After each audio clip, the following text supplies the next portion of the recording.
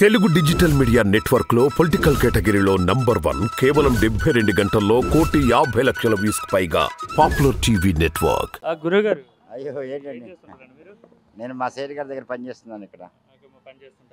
ఎంత ఉంటుందండి మీ వయసు? నాకు 68. ఓకే, పెద్ద వయసే. చాలా మంది రాజకీయ నాయకులు చూసుంటారు, చాలా ఎన్నికలు చూసుంటారు. ఎన్నికలకు సంబంధించి హోరాహోరీన రెండు పార్టీ వాళ్ళు మేనిఫెస్టో విడుదల చేస్తున్నారు. వైసీపీ మేనిఫెస్టో బాగుందా? ఎన్డీఏ కూటమి అంటే బీజేపీ, జనసేన, టీడీపీ కూటమి మేనిఫెస్టో మళ్ళీ చూడక్కర్లేదు. అసలు మేనిఫెస్టో పెట్టపోయిన పర్లే. ఎందుకంటే ఏదైనా ఒక చిన్న మాట ఇచ్చారంటే అది తీరుస్తాడు. దానికోసం జనాలు ఇబ్బంది పడక్కర్లా. కంపేరేటివ్గా చెప్పాలంటే ఇప్పుడు చంద్రబాబు ఉన్నారు, ఆయన ఏం చేస్తాడు? ఆయన ఇష్టం ఎన్నైనా పెట్టుకుంటారు. పెట్టుకుని ఏం చేస్తారు? ఏది అమలు చేయలేరు. అన్నీ చేస్తామని చెప్తున్నాడు ఆయన. నమ్మరా ప్రజలు? ముందు జరిగిపోయింది కావాలి. ముందు జరిగిపోయింది, చంద్రబాబు గారిది జరిగిపోయింది అయ్యా. ఇప్పుడు జగన్ గారిది కూడా జరిగిపోయింది.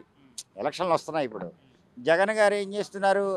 అందరికీ ఏమైతే మాట ఇచ్చాడో ఆ మాటలన్నీ అమలు చేస్తూ సక్రమంగా ప్రజల వద్దకు పాలన తీసుకొచ్చాడు. ఇప్పుడు మనం సెక్రటరేట్ ఆఫీస్కి వెళ్ళాలి. ఎక్కడికి వెళ్ళాలి? వైజాగ్ వెళ్ళాలా, హైదరాబాద్ వెళ్ళాలా? ఇదివరకు హైదరాబాదే కదా వెళ్ళాలి. ఇప్పుడు పక్కనే వెళ్ళొచ్చు. నాలంటూ డౌట్ ఉంటాడు, నడవలేనివాడు. వాడికి ఇంటికి తెచ్చి పెన్షన్ ఇస్తున్నారు. ఇప్పుడేమో ఎలక్షన్ కోడ్ అన్నారు. ఈ ఎలక్షన్ కోడ్లో ఏం చేస్తున్నారు? ఏమీ కూడా ఇబ్బంది పెట్టకుండా సెక్రటరీ ఆఫీస్ దాకా కూడా వెళ్లకుండా ఇంటికి తెచ్చి పెన్షన్ ఇస్తున్నారు.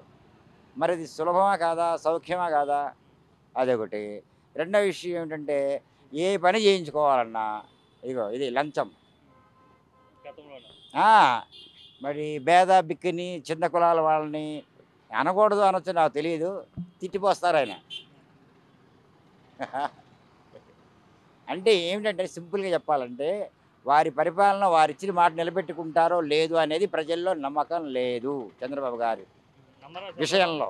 40 ఏళ్ళ విజనరీ అనుభవమైన నాయకుడు అని చెప్తున్నారు కదా. ఎవరో చెప్పుకుంటే చెప్పుకోవచ్చు, వాళ్ళ అభిమానులు, లేకపోతే కారణం ఏమైనా ఉండొచ్చు. ఇప్పుడు జగనే కొత్తగా వచ్చాడు, చెప్పిన మాట చెప్పినట్టు చేశారు, ప్రజలకు ఇబ్బంది కలగకుండా. మరి అంతకన్నా ఏం కావాలండి?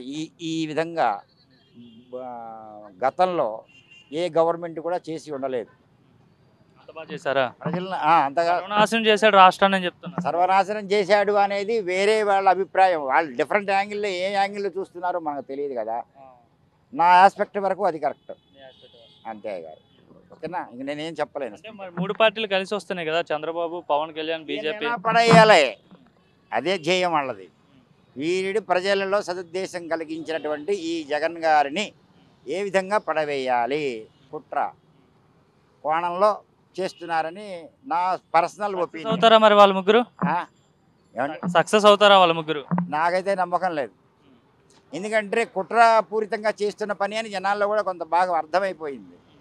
అది అంతకంటే నేనేం చెప్తాను. జగనే వస్తారంటారు. జగనే వస్తారని నా విశ్వాసం.